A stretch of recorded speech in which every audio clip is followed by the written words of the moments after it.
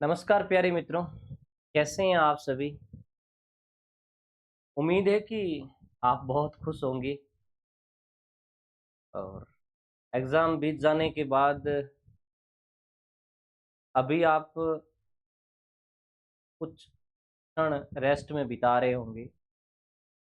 तो कुछ लोग हैं जो अपने लक्ष्य की तरफ लग गए होंगे क्योंकि समय भी काफ़ी हो गया है एग्ज़ाम बीते को।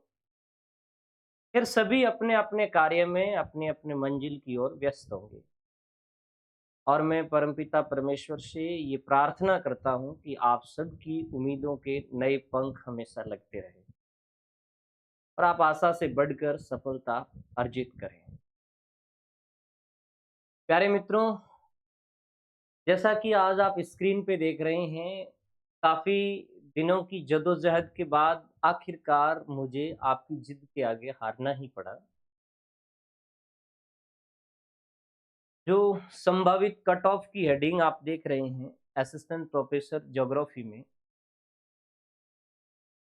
प्यारे मित्रों मैं चाहता था कि इस विषय से बचूं क्योंकि ये विषय यूं कहें तो लॉजिकली रूप से तार्किक रूप से सही नहीं है, या यूं कहें कि इतने बड़े राजस्थान और इंडिया के कंपटीशन एग्जाम में इंडिया भर के बच्चे बैठे थे कंपटीशन एग्जाम में, हम एक परफेक्ट आंकड़े तक पहुंच जाएं कि इस आंकड़े को करेक्ट करने वाला बच्चा, सुने वाला बच्चा है, असिस्टेंट प्रोफेसर बन जाएगा। ये बड़ा डिफिकल्ट विषय है। तो मैं कोशिश कर रहा था कि इससे बचूं, बट आपकी जिद ने मुझे हरा दिया। तो मैंने ये सोचा कि क्यों ना हमारे जो प्लेटफॉर्म के बच्चे हैं उनसे, और जो समय समय पर मेरे से जुड़े रहते हैं यूट्यूब के जरिए, उनसे डाटा कलेक्शन करके, और टाइम लगे लेकिन एक सुव्यवस्थित आंकड़े की तरफ बच्चों को ले जाया जाए। तो आज के इस सेशन में मैं केवल एक अनुमानित आंकड़ा आप तक लाने का प्रयास करूंगा। वो अंतिम मेरिट नहीं होगी विद्यार्थियों, और मैं नहीं मानता कि मेरिट की भविष्यवाणी संभव है। ये आप आरपीएससी पर छोड़ दीजिए, अंतिम मेरिट क्या रहेगी, बट हम एक मोटा-मोटा अनुमान लगा सकते हैं। मैंने कोशिश की है पिछले 3-4 दिनों से काफ़ी एनालिसिस करने के बाद, क्योंकि जल्दबाजी में किया गया कोई भी काम गलत होने की ज़्यादा संभावना रहती है। मैंने आंसर की बनाने में भी 3 से 4 दिन लिए थे, उसके बाद भी 1-2 प्रश्न मुझे डाउट्स थे और उन प्रश्नों के उत्तर मुझे अलग बाद में संशोधन भी करवाना पड़ा, तो मैंने संशोधन भी करवाए हैं। तो आप सबसे कहता हूँ कि पूर्व में मैंने जो 2 आंसर की डाली है मेरे प्लेटफ़ॉर्म पर, उसका संशोधित वीडियो भी डाल दिया गया है, और मैंने पैनल पीडीएफ, सॉरी, तो पेपर की पीडीएफ है वो भी मेरे Telegram channel NK geography point पर डाल दी गई है। नीचे डिस्क्रिप्शन बॉक्स में उसका लिंक मिल जाएगा, वहाँ से आप ढूँढ सकते हैं। अब विद्यार्थियों, इतने बड़े एग्ज़ाम के जब अपन कट ऑफ की बात करते हैं, तो मैं आपको ये कहना चाहूँगा कि ये संभावित आंकड़ा है,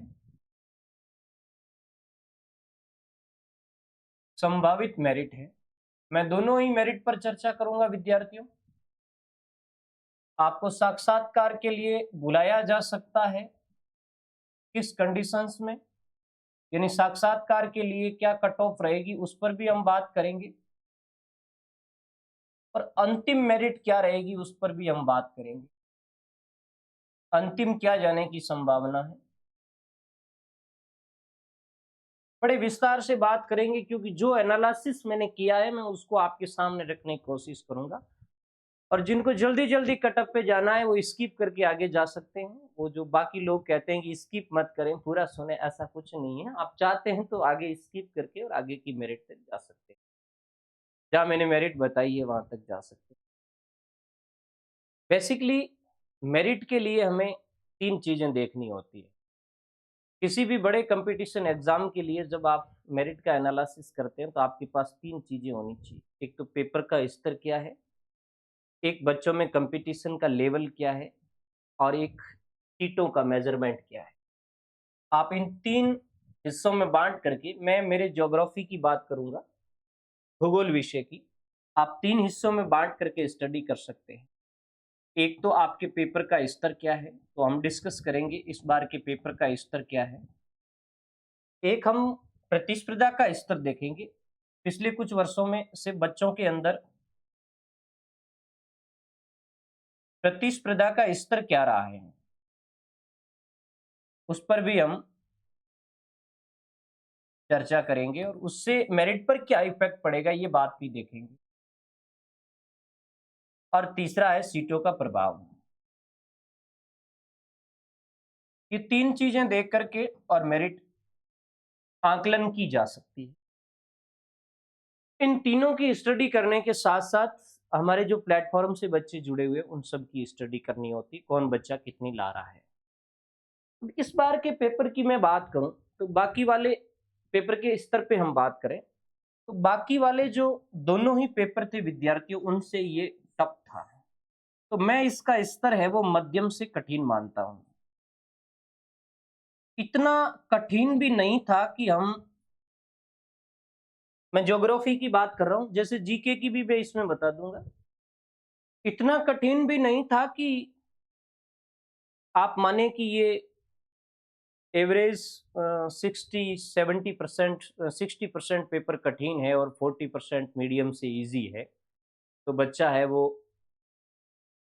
माना कि 300 प्रश्नों में से 150 प्रश्नों पे अटक जाए, इतना भी कठिन नहीं था। तो अप्रोक्सीमेटली कहाँ तक बच्चे की पहुंच है वो मैं आपको बता दूंगा और किन को बेनिफिट हुआ है उसको भी बता दूंगा। तो जो पेपर का स्तर था वो मध्यम से कठिन था। आप सब जानते हैं पिछले दोनों पेपर में 2020 की भर्ती का पेपर बहुत आसान था, लेवल बहुत नीचे का था, हालांकि जीके उस समय थोड़ा स्तरीय था। इस बार का जीके है वो मीडियम जीके है और ज्योग्राफी के दोनों ही पेपर है वो मध्यम से कठिन की तरफ जा रहे हैं। बेनिफिट किसको हुआ है? जो लंबी तैयारी कर रहे थे बच्चे, लंबी तैयारी वाले बच्चे और विथ बुक जो कंटेंट पढ़ रहे हैं बच्चे, उनको बेनिफिट हो रहा है ऑल ओवर, जहां तक मैं समझ पाया हूं। केवल कोचिंग के भरोसे, केवल नोट्स के भरोसे बच्चे इस स्तर तक नहीं पहुंच पाए हैं। हाँ, कोचिंग ली है, लंबी तैयारी की है और बुकों का सहारा दिया है, सहारा लिया है।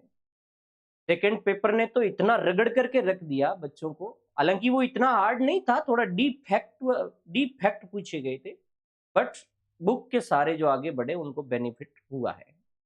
जहां तक मैं मानता हूं, यदि कोई बच्चा ज्योग्राफी के अंदर 45, ज्योग्राफी के दोनों पेपरों में 45 से 50 के बीच में जा रहा है प्रश्न को लेकर के, 45 टू 50 प्रश्न जा रहा है दोनों प्रश्न पत्रों में,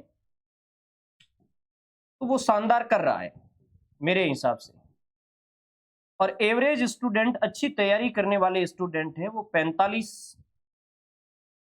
क्वेश्चन है, तो एवरेज एक पेपर में अपन मान लें तो दोनों पेपरों में 90, 92, 93 के आसपास के है वो अच्छी तैयारी करने वाले बच्चे के हैं। और 100 तक यदि कोई बच्चा जा रहा है, सही कर रहा है, 100 क्वेश्चन दोनों प्रश्न पत्रों में, वो शानदार कंडीशंस है, मैं मान सकता हूँ। और इससे ऊपर है वो तो अच्छा ही है। ओके, ये तो पेपर का स्तर है। अब आप कहोगे इस स्तर का आंकलन करें तो मेरिट गिरेगी, नो डाउट गिरेगी, तो पिछले बार के मुकाबले गिरेगी, ठीक है। दूसरी बात थोड़ी प्रतिस्पर्धा की कर लें तो कंटिन्यूअसली कंपटीशन बढ़ रहा है, तो प्रतिस्पर्धा निश्चय ही बढ़ी है। 2014 की भर्ती थी या 2016 की जो भर्ती थी उसके बजाय 2020 वाली भर्ती में कंपटीशन का लेवल अच्छा था। 2020 से इस बार कंपटीशन का लेवल अच्छा है, तो ये कंपटीशन का लेवल है, ये मेरिट बढ़ाता है। और सीटों का आकलन करें विद्यार्थियों तो ये थोड़ा सा इंपॉर्टेंट बात है इस बार। यदि सीट की बात करें तो इस बार, पिछली बार जो सीटें थी 48 के आसपास थी, इस बार सीधी सीटें 3 गुनी बढ़ रही है, 150 हो रही है, ठीक है। ये बड़ा फैक्टर है। हालांकि ये जो पेपर का स्तर जो बढ़ा है उसको प्रतिस्पर्धा के स्तर ने पाटने की कोशिश की है, लेकिन कम पाट पाए हैं। इन दोनों का कंपैरिजन करेंगे तो मेरिट गिरेगी, ये ज्यादा हेवी हो जाएगा प्रतिस्पर्धा वाले के मुकाबले। इसको अपन इनसे बैलेंस करके देख लेते हैं। सीटों का प्रभाव निश्चय ही मेरिट गिराएगा। अब यदि आप पिछले साल की 2 गुना की मेरिट की बात करें तो 2 गुना की मेरिट में 8-9 का गैप रह रहा था बच्चों का, तो डेफिनेटली 2 गुना की मेरिट यदि पिछले बार में देखी जाए तो 8 नंबर गिराती है। 2 गुना की मेरिट है वो 8 मार्क्स गिराएगी। मैं एक समराइजेशन लेकर भी आया हूं, उसमें आप थोड़ा कंपैरिजन कर लें। ये फाइनल कट ऑफ थी और ये थी reserve cut off. Reserve cut off मतलब 2 गुना की अपन मान सकते हैं, 2 गुना की रिजर्व कट ऑफ थी। जैसे जनरल की जो फाइनल मेरिट थी 159.24 थी, तो यहां रही है 151.46। आप मान सकते हैं 8 मार्क्स सीधी की सीधी गिरी है डबल में। तो जहां तक मैं मानता हूं 3 गुणों की सीटों की यदि बात कर लें तो पिछले के अंदर यदि 3 गुना सीटें बढ़ा दी जाए ना, तो यही मेरिट 12 से 13 नंबर नीचे गिर जानी चाहिए या 12 नंबर नीचे गिर जानी चाहिए। तो अप्रोक्सीमेटली एक आइडिया लगा सकते हैं कि पिछली बार जो मेरिट 159 रही थी जनरल की, पेपर का स्तर वही रहता और यदि अपन 3 गुना स्टूडेंट ले लेते तो वो मेरिट आ जाती 147 के आसपास, 146 147 आ जाती। पेपर का स्तर वही रखते और सीटों को 3 गुना करते, नो डाउट आती, क्योंकि 2 गुना के अंदर वो 151 के आसपास है, तो 100% वो 147 आती। अब 147 के बाद इन दोनों का यदि कंपैरिजन करें तो पेपर का स्तर इतना था कि बढ़ी हुई प्रतिस्पर्धा भी इसको पाट नहीं पा रही है, तो यहां से मेरिट गिरना स्वाभाविक है। 101% गिरेगी मेरिट। तो कोई इस बात को लेकर के न डरे कि पिछले वाली के पास मेरिट चली जाएगी, ये पॉसिबल नहीं है। अब मैं मेरिट पर थोड़ा डिस्कस कर लेता हूं। एक चीज मैंने ये भी नोट की है कि यदि मैं एक अच्छी तैयारी करके और इस पेपर में बैठता, भाई पिछली बार मैंने भी दिया, मेरे खुद के स्तर के हिसाब से मैं इसका कंपैरिजन करूं, मेरा जो गैस था, मेरा जो आइडिया था कि मैं पिछली बार फर्स्ट पेपर में लेकर के आया था 59 मार्क्स और सेकंड पे 59 पॉइंट कुछ था और सेकंड के अंदर 61 पॉइंट कुछ हो गए और थर्ड पेपर में 29.88 ये मार्क्स थे मेरे। इस बार फर्स्ट पेपर को मैंने एनालिसिस किया, एक दिन पूरे दिन विश्लेषित किया बैठ करके तीनों पेपरों को, तो मैंने पाया कि भाई मैं यदि कंटिन्यूअसली तैयारी करता, ज्यादा तो नहीं बट सीरियसली एक स्टूडेंट की तरह तैयारी करता, तो उस पेपर, इस जो फर्स्ट पेपर है इसमें मैं 52 प्रश्न के आसपास चला जाता। अब मैंने मेरे रूम में बैठ करके और ये आइडिया लगाया कि भाई मैं 55 तक जा सकता था, बट एग्जाम हॉल के अंदर होता तो मैं 50 के आसपास रह जाता। इसमें थोड़ा एग्जाम हॉल का फर्क तो पड़ता ही है। अब देखो इसमें मैंने कोई रिस्क वाला वो बात मैंने कही नहीं है। यदि मेरी रिस्क फेवरेबल जाती तो 2 प्रश्न ज्यादा भी हो जाते और रिस्क है वो फेवरेबल नहीं जाती तो मैं 48 पे भी आ जाता। ये कंडीशंस में मेरी बन सकती थी। तो यहां मेरे 9 नंबर टूट रहे हैं, ध्यान से सुनना, 9 नंबर टूट रहे, अच्छी तैयारी करने के बाद टूट रहे हैं। इसमें 61 था, तो ऑल ओवर मैंने इसको जब एनालिसिस किया तो मैं पाया कि इसमें मैं 48 से 50 मार्क्स ला सकता हूं। अब इसमें मेरी रिस्क वगैरह क्या जाती है, तो ऑल ओवर अपन मैं मानूं तो इसमें मेरे 12 एक नंबर टूट जाते हैं, 11 नंबर टूट जाते हैं, ये मान लें 11-12 नंबर इसमें टूट जाते हैं मेरे। और इसमें जो 29 लाया था या मैं 32 के आसपास ला सकता था। 3 नंबर यहां मेरे बढ़ा दीजिए, प्लस कर दीजिए। इधर मैं इंक्रीज कर रहा हूं 21 नंबर और 3 नंबर 21 नंबर नीचे जा रहा हूं और 3 नंबर मेरे जीके के अंदर बढ़ रहे हैं। तो ऑल ओवर मैं ये मानता हूं कि 18 मार्क्स का मुझे लॉस हो रहा है, 18 मार्क्स का लॉस हो रहा है अच्छी तैयारी करने के बावजूद। मैं मेरी बात कर रहा हूं। अब यदि मैं 18 नंबर पिछले वाले पेपर से या मेरे मार्क्स से मैं नीचे आ जाऊं, इस पेपर के स्तर के हिसाब से जो प्रतिस्पर्धा का लेवल है वो दोनों ही चीजें देख करके, और मैं 18 नंबर को मैं माइनस कर दूं, तो जो मेरे 149 नंबर आए थे, 148 के समथिंग थे, मैं 130 पे लटक रहा हूं। ठीक है, उसके बावजूद 3 गुना सीटें हैं, इंटरव्यू का वेटेज है, उसके हिसाब से मैं देख रहा हूं कि 125 से 130 के बीच में जो बच्चा है वो शानदार स्कोर कर रहा है। और पिछले बार का जो इंटरव्यू का देखें तो उसमें जैसे मेरे मार्क्स थे हम जो मित्र थे वो 145 प्लस वाले 4-5 रहे होंगे, 5-6 रहे होंगे। हमारे जो मित्र थे कुछ 140 से 45 के बीच में थे, उसकी भी अच्छी संख्या थी उनकी भी। मैक्सिमम जो हमारे मित्र थे वो 135 और 40 के बीच में थे, 35 और 40 के बीच में, 40 के इर्द गिर्द काफी थे। फिर आंसर की आने पर कुछ बड़े भी थे मार्क्स, 40 के आसपास थे। इन सब की पॉसिबिलिटी बनी थी इंटरव्यू में, समझे? तो यहाँ 125 से अबो है, उसकी तो मैं अच्छी पॉसिबिलिटी मानता हूं, आगे मैं कैटेगरी वाइज बता दूंगा। बट 120 प्लस, अभी जनरल की बात हो रही है, आगे सारी कैटेगरी की बात करूंगा। 120 प्लस जो मार्क्स लाए हैं, इंटरव्यू अच्छा जाता है तो बढ़िया पॉसिबिलिटी है। तो मैं मेरे हिसाब से देखता हूं कि काश मैं होता तो मेरे 125 से 130 के बीच में मार्क्स होते, और रिस्क वगैरह लेता तो 135 तक जाता। तो एक सिलेक्शन वाला बच्चा 152 से लेकर के 143 अच्छी रैंक का हो, अच्छी रैंक सिलेक्शन का बच्चा इसके बीच में है। और इससे 130 से 10 मार्क्स पीछे वाले भी हुए, जैसे मेरे 146 थे तो 140 वाले का भी हुआ है। तो कैटेगरी में देखें तो 135 30 तक वाले बच्चे का भी हुआ है। तो नॉर्मली 120 तक की मैं पॉसिबिलिटी मानता हूं। अब अलग अलग कैटेगरी की अपन बात कर लेंगे। जहां तक मैं इस पेपर की बात करूं तो अच्छी तैयारी करने वाले बच्चे 125 से 130 बीच में है, तो कोई घबराने वाली बात नहीं है। एक बात मैं पहले ही कह देता हूं कि अपने मन से भय डर निकाल लें। मैं जो बात कह रहा हूं वो अंतिम बात नहीं है, मैं तो मेरा एक आइडिया अनुमान बता रहा हूं।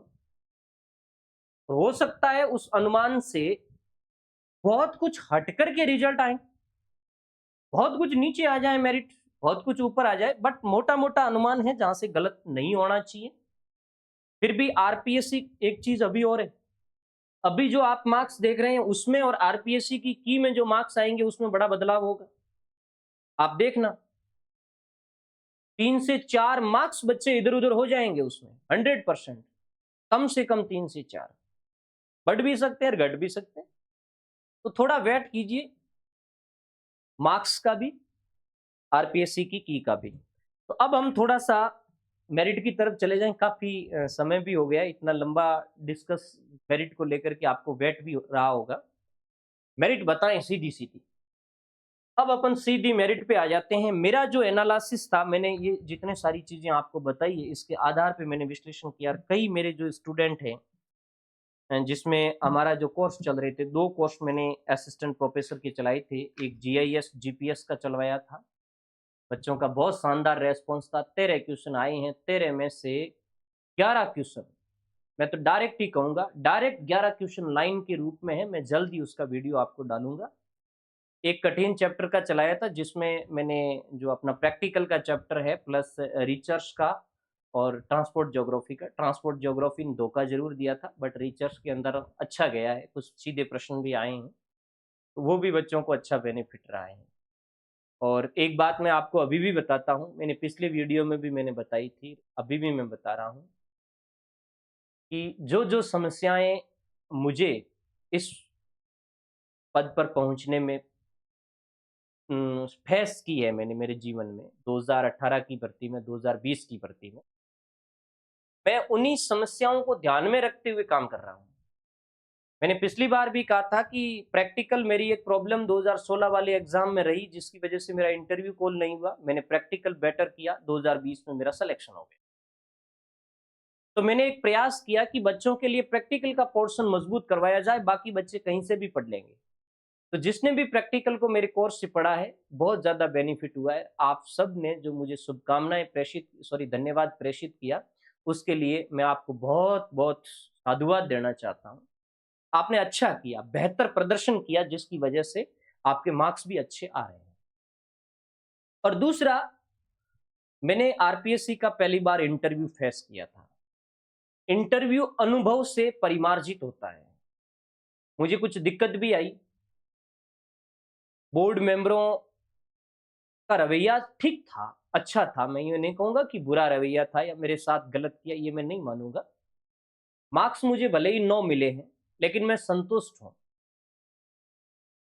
हो सकता है कि मैं पहली बार इंटरव्यू दे रहा था, हालाँकि अभिव्यक्ति कौशल भी मेरा ठीक है, बेसिक कांसेप्ट भी अच्छा था, तब मैं वहाँ पहुँच पाया था। बट कुछ चीज़ें ऐसी होती हैं जो नॉर्मली उस रूम के अंदर हमें डिस्टर्ब करती है। उन चीज़ों पर इस बार मैं प्रयास कर रहा हूँ कि जो मुझे वहाँ कठिनाई महसूस हुई, वो कठिनाई आपको महसूस नहीं हो। तो एक अच्छा कंपटीशन बन जाएगा कि जो पेपर के अंदर एक शानदार मार्क्स लेकर के आ रहा है बच्चा, वो इंटरव्यू के अंदर अपने आप को गिरा हुआ महसूस नहीं करेगा कि अच्छा यार मैं तैयारी बढ़िया करके आया हूँ। तो मैं साक्षात्कार को लेकर के एक ऑनलाइन बैच लेकर के आऊँगा, जिसमें विशेषकर ज्योग्राफी का ही होगा। ज्योग्राफी में आपको किन-किन पॉइंटों को किस तरीके से ध्यान रखना है और कौन-कौन से बेसिक कांसेप्ट के बारे में प्रश्न पूछे जाने की संभावना है। जो हमारे करीबन 20 से 30 मित्र इस भर्ती में सेलेक्ट हुए, पिछली भर्ती में भी सेलेक्ट हुए, उन सब से हम सलाह-मशविरा करके और इस पूरे बैच को चलाएँगे। कम से कम 40 से 50 क्लासें होगी। रिकॉर्डेड क्लासें आपको मिलेगी। एज़ ए इंटरव्यू टाइप क्लासें मिलेगी और मैं व्यक्तिगत भी आपसे बात करूँगा। एज़ ए इंटरव्यू बात करूँगा मैं व्यक्तिगत ऑनलाइन पे। तो बहुत अच्छा प्रयास करेंगे अपन मिल करके, ताकि ये समस्या जो मेरी थी वो आपकी समस्या नहीं रहे। अब मैं मेरिट पे आ जाता हूँ, तो जनरल से ही शुरू करते हैं। सबकी उम्मीदें रहती है कि जनरल का मेरिट क्या रहता है और वहीं से ये चीज़ें डिसाइड होती है कि भई बाकी वालों की मेरिट कहाँ जाने की संभावना है। मेरिट, सबसे पहले जनरल की मैं बात करूँ, जनरल में भी वीमेन अलग है और जनरल अलग है। तो जनरल में जनरल की मेरिट जहाँ तक मेरा आइडिया है 138 से 142 तक मेरिट जाएगी। 138 से 142। एक बात मैं ये क्लियर करना चाहता हूँ कि जनरल की मेरिट थोड़ी ऊपर जाएगी, क्योंकि इस बार जो बच्चों के अपर नंबर आ रहे हैं, वो जनरल की ज़्यादा जो सीटें हैं, उनको कट करने का प्रयास करेंगे। और ईडब्ल्यूएस की जो सीटें हैं, वो भी पिछले सालों से जनरल की सीटों में से कम हो रही है। जनरल की मेरिट थोड़ी अप है, बाकी कैटेगरी की मेरिटों में जैसे एससी एसटी की मेरिट है, उस पर ज़्यादा ईडब्ल्यूएस का इफेक्ट नहीं रहता है। तो नॉर्मली 138 से 142 मैं मानता हूँ और मेरा ये मानना है कि 144 तक ये मेरिट जा सकती है, लेकिन इससे ऊपर नहीं जाएगी। हाईएस्ट मैं 144 मानता हूँ। 144 से ये प्लस नहीं होगी। लेकिन एक बात ये भी तय है विद्यार्थियों की, 138 से ये नीचे भी नहीं आएगी। यहां से ये नीचे भी नहीं है। अब आप कुछ लोग गालियां भी देंगे कि सर आपने तो बहुत गलत कर दिया। मुझे माफ करना, मेरा ये आइडिया है और हो सकता है कि आरपीएससी में बड़ा बदलाव और मेरिट नीचे भी आ जाए और आपका सिलेक्शन भी हो जाए।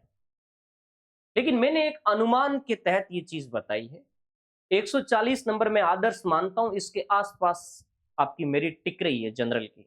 अब इससे ज्यादा मैं कुछ चीज नहीं बताऊंगा आपको। अब आप बड़े होशियार हो, अच्छे जानकार हो, असिस्टेंट प्रोफेसर बनने वाले हैं, तो आप खुद आकलन कर सकते हैं।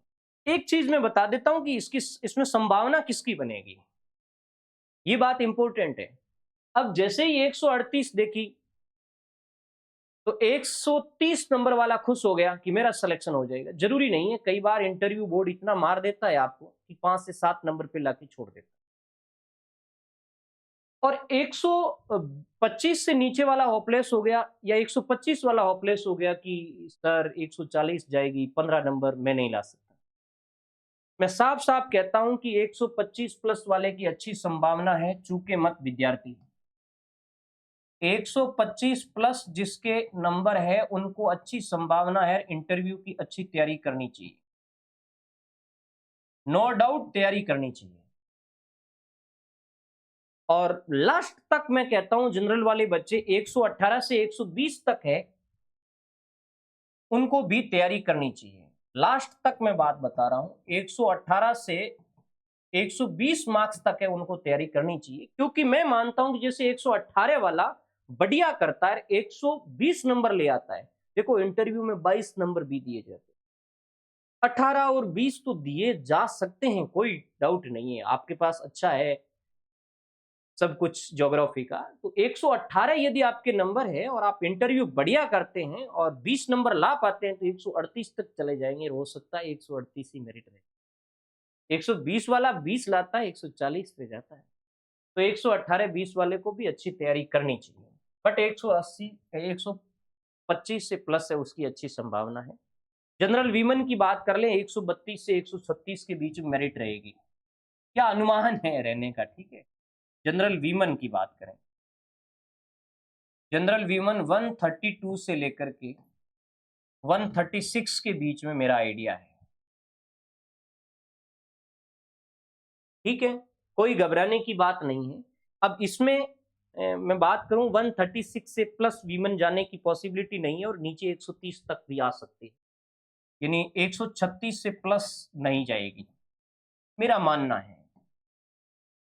और नीचे ये 130 तक आ सकती है। बहुत सारा विश्लेषण करके जो भी गर्ल्स के बन रहे हैं मार्क्स, उसके अकॉर्डिंग मैं कह रहा हूँ 115 वाले को बढ़िया तैयारी करनी चाहिए, अच्छी पॉसिबिलिटी है। 112 तक वाले को तैयारी करनी चाहिए, 115 वाले की अच्छी संभावना है। और तैयारी तो 112 वाले को भी ढंग से करनी चाहिए।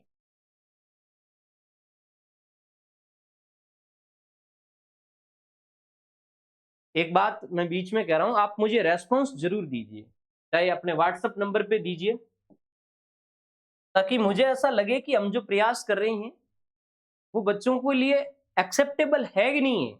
अपने जो प्लेटफॉर्म के व्हाट्सएप नंबर है, इस पर आप मैसेज करके भी दे सकते हैं। आप अपने नंबर भी मुझे बता दीजिए, इंटरव्यू के संबंध में हेल्प चाहते हैं तो वो भी बता दीजिए। अपने टेलीग्राम चैनल से आप जरूर जुड़िए, वहां आपको हर समय बेनिफिट मिलेगा। एन के ज्योग्राफी पॉइंट्स,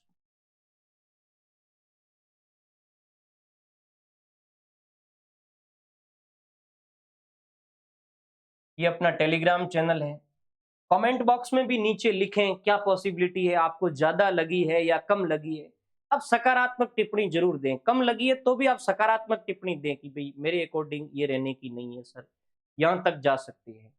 और मुझे व्हाट्सएप पे जरूर रिप्लाई करें आप अपना, इतना समय निकाल कर, तो कि हमें लगेगा कि यार बच्चों के लिए हम प्रयास कर रहे हैं, उसका रेस्पॉन्स अच्छा मिल रहा है। और हमारा एप्लीकेशन भी है, एन के ज्योग्राफी पॉइंट्स ऐप भी है। गूगल प्ले स्टोर में जाकर के आप उस ऐप को भी डाउनलोड कर दीजिए। और हाँ, कुछ की पॉसिबिलिटी इसमें नहीं बन रही है तो मैं प्रयास कर रहा हूँ ज्योग्राफी के लिए, स्कूल लेक्चरर का शानदार एक बैच भी चल रहा है अपने इस एप्लीकेशन पे। बहुत सारे फीचर इस ऐप के अंदर मैंने डाल रखे हैं। रिकॉर्डेड क्लासें हैं, डाउट क्लासें हैं, बाहर से डिस्कस किस तरीके से होगा, किन किन चैप्टरों पे, टेस्ट सीरीज भी आपको फ्री मिलेगी। बहुत अच्छा करने का मेरा प्लान है, उस पर वर्क चल रहा है। आप जरूर आइए, जुड़िए, अपन ज्योग्राफी के परिवार को आगे बढ़ाएं। ये पॉसिबिलिटी लेकर के मैं चल रहा हूँ। जनरल वाले अच्छी तरीके से जानते हैं। देखो इसमें लास्ट 112 110 तक वाला भी है पॉसिबिलिटी हो, मेरे नोट्स के अकॉर्डिंग विमन में। जनरल की बात क्लियर हो गई, खुश होंगे जनरल वाले जो अच्छे नंबर आ रहे हैं। 100 इधर मैं बात करता हूँ 118 वाले को भी निराश होने की जरूरत नहीं है, गर्ल्स में 110 वाले को भी निराश होने की जरूरत है। लास्ट में इंटरव्यू की मेरिट भी बताऊंगा, इंटरव्यू की मेरिट रहने की क्या संभावना है। अब थोड़ा सा अपन आ जाएं ओबीसी पे। और ओबीसी वाले तो पक्का कहेंगे कि सर आप गलत है।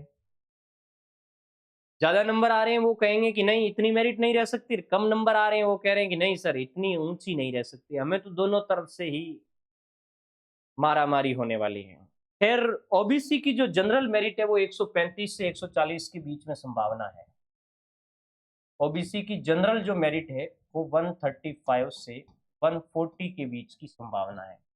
138 अंक में आदर्श मानता हूं, 138 के पास रहने की पॉसिबिलिटी है। और ये मेरिट तो तुम्हारी 135 से नीचे मुझे नहीं लगता कि ये रहेगी। मतलब मेरे आइडिया के हिसाब से 135 से नीचे नहीं है, 142 से ऊपर भी नहीं है। तो कम से कम आप 135 कम से कम मान सकते हैं और 142 आप अधिक से अधिक मान सकते हैं। इससे ये ऊपर नहीं जाएगी मेरिट 100%। इतना अनुभव है। और फिर आरपीएससी कितना प्रश्न डिलीट करती है वो उस पर डिपेंड करेगा। डिलीट बहुत मारता है लोगों को। अब तैयारी की बात करें तो 120 वाले के अच्छे चांस है, 120 से प्लस वाले हैं वो बढ़िया ढंग से तैयारी करें। लास्ट 115 तक वाले बच्चे तैयारी करना, 120 प्लस जिनके भी है उनके अच्छे चांस हैं, ढंग से तैयारी करें। और 115 वाला लास्ट तैयारी करनी चाहिए जहां तक मैं मानता हूं। तैयारी में किसी भी तरीके की कोताही नहीं होनी चाहिए। तैयारी अपनी 100%। अब देखो 138 यदि मेरिट रहती है और 130 वाला आश्वस्त होकर बैठ जाता है कि मेरा तो हो जाएगा, 100% हो जाएगा, मुझे नहीं लगता कि यदि उसको 7 नंबर पे टिका दिया तो क्या होगा। जैसे मुझे 9 नंबर दिया है, हो सकता है तुम्हारा इंटरव्यू बिगड़ जाए, कोई बोर्ड मेंबर साउथ का हो जाए वगैरह वगैरह, आपका लैंग्वेज से भी उसका कनेक्शन सही नहीं बैठे। तो तैयारी आपको जम करके ढंग से करनी चाहिए और उम्मीद रखनी चाहिए कि 10 नंबर तो मुझे लाने ही लाने हैं। 130 प्लस वाले जो बच्चे हैं वो 10 की उम्मीद तो लेकर के चलें। ओबीसी में वीमन की बात करूं तो वीमन की मेरिट 130 से 135 के बीच में है। ओबीसी वीमन वीमन की मेरिट है वो 130 से 135 के बीच में ये मेरिट है। और जहां तक मैं मानता हूं कि 135 से प्लस नहीं जाएगी और 128 से नीचे की पॉसिबिलिटी नहीं है। कम से कम 128 और 135 से प्लस नहीं जाएगी। काफी मैंने इस पर स्टडी की है, तब मैं इस क्राइटेरियम पहुंच पाया हूं। ये कोई एक आध दिन की मेहनत नहीं है, मैं पिछले 5 या 6 दिन से इस पर काम कर रहा हूं, तब जाकर के इतना विश्लेषण मैं कर पाया हूं। अब तैयारी 110 से 112 वाले को बढ़िया ढंग से तैयारी करनी चाहिए। 110 से 112 जिसके नंबर है उसको अच्छी तैयारी करनी चाहिए, ताकि वो 120 132 34 तक वो है वो पहुंच सकते हैं। और वैसे 108 तक लास्ट वाले को उम्मीद नहीं छोड़नी चाहिए मेरे हिसाब से। लास्ट 108 तक वाले को में तैयारी करनी चाहिए। ठीक है, ये ओबीसी के डेटा हो गए। अब आ जाते हैं ईडब्ल्यूएस पे। ये दो मेरिटें अच्छी तरीके से निकाली जा सकती, जनरल और ओबीसी का अच्छा अनुमान लगाया जा सकता है। अब बाकी वाली मेरिट में बहुत ज्यादा मशक्कत करना पड़ता है और काफी अप एंड डाउन भी रह सकती वो मेरिटें। लेकिन फिर भी अपना जो बैच था वो एक स्टैंडर्ड बैच था, उसमें हर कैटेगरी के बच्चे जुड़े हुए थे। इट मींस एससी एसटी और एमबीसी के भी बच्चे थे, ईडब्ल्यूएस के थे, जनरल और ओबीसी के तो थे ही थे, विमेन की भी अच्छी संख्या थी। तब मुझे ऐसा लगा, और यही नहीं था कि कोई पर्टिकुलर एरिया से था, अलवर और बांसवाड़ा और उधर सीकर झुंझुनू ये तो है ही, शेखावटी और जयपुर, जालोर से तो इस बैच से मैं हूं, और इधर बाड़मेर, बीकानेर, गंगानगर इस क्षेत्र से भी बच्चे थे। और यहां तक कि अलवर आ गया तो भरतपुर धौलपुर के भी बच्चे हैं। हाड़ौती बेल्ट के बच्चे कम है, तो वहां ज्योग्राफी का इतना वो क्रेज भी नहीं है, उस वजह से बच्चे कम जुड़ पा रहे हैं। तो वो मेरिट निर्धारण में बच्चे इतना रोल नहीं बना पाएंगे। तो ये मेरिटें तो अच्छे तरीके से डिसाइड हो जाती, बट ईडब्ल्यूएस की और एसटी की ये मेरिटें थोड़ी टफ रहती है। फिर भी मैंने प्रयास किया, जैसे ईडब्ल्यूएस जनरल की मेरिट जहां तक मैं मानता हूं 125 से 130 जाएगी। ईडब्ल्यूएस की जो जनरल मेरिट है वो मेरे अकॉर्डिंग 125 से 130 का अनुमान है। ओके, और इस बार देखो दिनों दिन ईडब्ल्यूएस में कंपटीशन बढ़ता जा रहा है, ये भी थोड़ा एक मेंशन करना पड़ेगा। जैसे पिछली बार जो ईडब्ल्यूएस की मेरिट थी वो बहुत ज्यादा गैप रहा था उसका और जनरल का। आप देखिए इसमें, ये जैसे जनरल की मेरिट रही 159.24 और ईडब्ल्यूएस की मेरिट थी 143, यानी आप समझ लीजिए 16 का गैप है।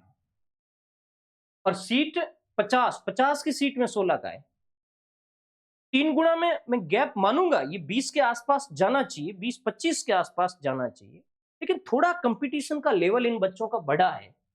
तो ऐसी कंडीशंस में कंपटीशन के लेवल को देखते हुए मैं जनरल से मेरिट 15 डाउन कर रहा हूं, 15-18 तक डाउन हो रही है मेरे हिसाब से। तो 120 से 125 तक जाने की संभावना है, और वीमन 122 से 128 के बीच में।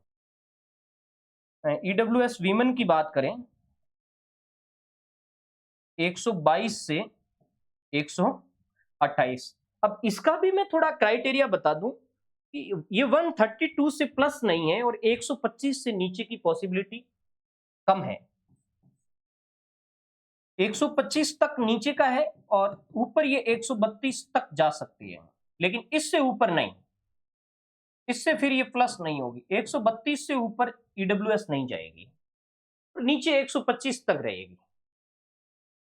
वीमन की बात करें ना, वीमन में मुझे लगता है कि 128 ये लास्ट क्राइटेरिया है, 128 से प्लस नहीं होगी वीमन, और नीचे ये 120 तक आ सकती है। इसमें नीचे उतरने के चांसेस है वीमन में। अब तैयारी तो नॉर्मली आप 18-15 नंबर नीचे का मान ही लीजिए। अब जैसे इसके अंदर है तो 115 वालों को तैयारी तो करनी चाहिए ढंग से, अच्छी तरीके से 115 तक तैयारी। और यूं तो समझे तो 100 सॉरी 15 क्या 110 की बात कर रहा हूं मैं। 110 वाले को ढंग से तैयारी करनी चाहिए, 8 तक वाले की भी पॉसिबिलिटी बनती है, 8 और 5 वाले की वीमेंस में। तो आप एवरेज यूं मानिए कि मेरिट से जो 15 नंबर नीचे हैं उसको तो बढ़िया जम करके तैयारी करनी चाहिए, और 18-20 नंबर नीचे है उसको भी बढ़िया तैयारी करनी चाहिए। तो बार बार ये चीजें तो एक ही रहती है स्टूडेंट की, कि भाई जो एवरेज स्टूडेंट है वो 15 नंबर ला सकता है इंटरव्यू में, बढ़िया करे तो। और यदि आपका दिन थोड़ा खराब जाता है, आप अच्छा करते हैं, खराब जाता फिर भी 10-12 नंबर मिल ही जाते हैं। कितना भी खराब जाएगा, आप अच्छे हो, कितना भी खराब जाएगा 8 से 10 नंबर तो वो दे ही देंगे। तो मेरिट से 10 नंबर नीचे हैं उसको तो कॉन्फिडेंस के साथ लगे रहना चाहिए। ईडब्ल्यूएस की मेरिट होगी। अब थोड़ा सा अपन आगे आ जाए एसटी की मेरिट पे। एसटी एसटी की यदि मैं जनरल मेरिट की बात करूं तो एसटी की जनरल मेरिट 125 से 130 के बीच में मेरा अनुमान है, 125 से 130। सीटें भी अच्छी खासी है, लेकिन एसटी का कंपटीशन तगड़ा है। अब मैं मेरे प्लेटफॉर्म की बात करूं तो एसटी के अच्छे अच्छे बच्चे जुड़े हुए थे। पेपर बिगड़ा जरूर है कई बच्चों का, बट अच्छा तैयारी करते हैं एसटी के बच्चे। और यहाँ मैं ये पॉसिबिलिटी बताऊंगा कि भी 130 से ऊपर तो जाएगी नहीं 100%, और नीचे ये 122 तक आ सकते हैं, यानी 130 से प्लस नहीं होगी, और नीचे ये 122 तक आ सकती है। ये पॉसिबिलिटी, इनकी पॉसिबिलिटी नीचे आने की है 125 से। और वीमेन की जो मेरिट है वो 120 से 125 के बीच में है। एसटी वीमेन है वो 120 से 125 के बीच में। और इनके भी मैं यदि क्राइटेरिया की बात करूं तो 125 से ऊपर नहीं जाएगी, और ये 117-18 तक आ सकती है। 125 से ये प्लस नहीं जाएगी, और नीचे ये 117 या 118 तक आ सकती है, नीचे, इससे नीचे नहीं उतरेगी। और अब मेरिट रहती है एससी की। एससी की जनरल मेरिट की बात करूं तो एससी की जनरल मेरिट रहेगी 118 से 122 के बीच का अनुमान अनुमान है। 118 टू 122, और इसमें 125 से प्लस नहीं होगी, और नीचे ये 114-15 तक आ सकती है। 125 से प्लस नहीं जाएगी, और नीचे की मैं बात करूं तो ये 115 तक आ सकती है। ये पॉसिबिलिटी है 115 तक। तो 100 नंबर वाला यदि ढंग से तैयारी करे, बढ़िया तैयारी करे, तो क्राइटेरिया के अंदर आ सकता है वो। और वीमन 115 से 120 तक। एससी की वीमन की बात करें 115 से 120 तक है। वीमन आपके 120 से ऊपर नहीं जाएगी, और नीचे ये 112 तक आ सकती है। 120 से प्लस नहीं जाएगी, और नीचे ये 112 तक आ सकती है, जहां तक मेरा अनुमान है। देखो, एसटी वीमन है, उनकी नीचे की तरफ जो इंक्रीज हो रही है, उससे एससी के वीमन नीचे ज्यादा इंक्रीज होने की मुझे पॉसिबिलिटी है। देखो, कुछ मेरिटर ये बता रहे हैं कि भाई एससी से एसटी की मेरिट है वो नीचे रहेगी, बट मैं नहीं मानता कि एसटी की मेरिट एससी से नीचे रहेगी। एसटी की मेरिट के ऊपर जाने के थोड़े ज्यादा चांसेस है, क्योंकि उसका जो एजुकेशन लेवल है ना उनका, वो थोड़ा ऊंचा है। और अब अंतिम मेरिट रहती है एमबीसी की। इसको निकालना तो सबसे ज्यादा टफ होता है। एमबीसी की मेरिट, एमबीसी की जनरल मेरिट 120 से 125 के बीच में है। एमबीसी जनरल है वो 120 से 125 के बीच में, एक दो इधर उधर हो सकती है, आगे भी जा सकती, नीचे भी हो सकती। और एमबीसी वीमन की मैं बात करूं तो एमबीसी वीमन 118 से 122 के बीच में है। 118 से 122 है, ये भी 122 से ऊपर तो नहीं जाएगी, 18 से नीचे ये 15 तक आ सकती है। ये है विद्यार्थियों मोटा मोटा मेरिट का अनुमान। ये अंतिम मेरिट नहीं है। एक बार मैं फिर से कहता हूं कि आरपीएस, ये जितने सारे मैंने मार्क्स बताए हैं, ये मार्क्स इन बाहरी की, मैं तो कहता हूं मेरी की का भी जरूरी नहीं है। मेरी की में भी 5 से 7 तो सस्पेंसिव है। आरपीएससी की आ जाने के बाद यदि इन मार्क्स के आप क्राइटेरिया में आते हैं, तो आप निश्चय ही इंटरव्यू की तैयारी में लग जाइए। बहुत अच्छा आपका इंटरव्यू जाए तो आप 100% सिलेक्शन के दायरे में आ जाएंगे। सीटें भी अच्छी खासी है। अब इंटरव्यू मेरिट पर बात कर लें कि भाई इंटरव्यू की मेरिट क्या जा सकती है। हालांकि ये कोई बड़ा इश्यू है नहीं। इंटरव्यू कॉल कहां तक होगा, नॉर्मली अच्छी तैयारी करने वाले बच्चे इस क्राइटेरिया में है, लेकिन जो बच्चे नीचे रहे हैं उनके मन में एक उम्मीद है कि भी अगली बार जो भी भर्ती आएगी, और हमारा यदि इंटरव्यू कॉल हो चुका है तो हमें एक एक्सपीरियंस मिलेगा, और मनोवैज्ञानिक रूप से पॉजिटिव भाव अंदर आएगा कि भाई मेरा इंटरव्यू कॉल हुआ। तो जैसे इस समय जो इंटरव्यू के लिए जनरलाइजेशन होता है मेरिट का, मेरिट को इक्वल किया जाता है। यदि मेरिट को इक्वल करें तो मैं मानता हूं कि इंटरव्यू कॉल की मेरिट 195 से 100 के बीच में रहेगी। ये मेरिट है, यानी 100 के आसपास मेरिट है। और इक्वल नहीं करते, किसी अलग सिस्टम से मेरिट जारी करते हैं, वेरिएशन रखते हैं, तो फिर जनरल की मेरिट 105 तक जाएगी, और फिर एससी एसटी की मेरिट है वो नीचे भी आ सकती है, 90 के आसपास भी आ सकती है। बट ये मान लो आप एससी एसटी 95 और जनरल है वो 100 +2 +3 इस तरीके से मेरिट रहेगी। 105 से ज्यादा की पॉसिबिलिटी नहीं है। नीचे ये 90 तक भी आ सकती है, कैटेगरी वाइज और नीचे भी गिर सकती है अलग अलग निकाले तो, बट वो कोई तुक नहीं है। आप चाहे किसी भी कैटेगरी में हैं, आप यदि 100 प्लस नंबर ला रहे हैं या 95 प्लस नंबर ला रहे हैं और नीचे की कैटेगरी में है जैसे एससी वीमन है, एसटी वीमन है, तो उनके चांस बनते हैं। और बाकी जो कैटेगरीज है जैसे विडो वगैरह की जो कैटेगरी है, उनकी इंटरव्यू कॉल मेरिट अलग होती है और उनकी जनरल मेरिट भी अलग होती है, तो उनका तो कोई अनुमान लगता नहीं है। 1-2 सीटें होती है तो उसमें कभी-कभार बहुत जंप लगा सकता है मेरिट। कोई ओबीसी की एसटी की अच्छी पढ़ने वाली बच्ची है और वो विडो कैटेगरी में आती है, डिवोर्स कैटेगरी में आती है। डाइवोर्स की तो अलग रखते नहीं, विडो वाली की पॉसिबिलिटी है क्योंकि सीटें उनकी है। तो वो जैसे कोई बच्ची 1 नंबर से रह गई उसकी कैटेगरी में वीमेन में सिलेक्शन होने से, तो वो बच्ची विडो कैटेगरी में जाएगी, तो फिर वो तो 1 नंबर ही कम रहने वाली है। उनका कोई आइडिया नहीं लगता बट मैक्सिमम नीचे ही रहने की पॉसिबिलिटी है उनकी मेरिटें। बाकी वर्षों का जो आकलन करें तो उसके हिसाब से मुझे लगता है कि मेरिटें उनकी काफ़ी नीचे जाती है। जैसे जनरल के अंदर विडो 1 12 तक गई थी। ईडब्ल्यूएस का तो इतनी सीटें नहीं थी तो उनका कैटेगराइज़ेशन नहीं हुआ था। ओबीसी के अंदर जैसे विडो 100 तक गई थी।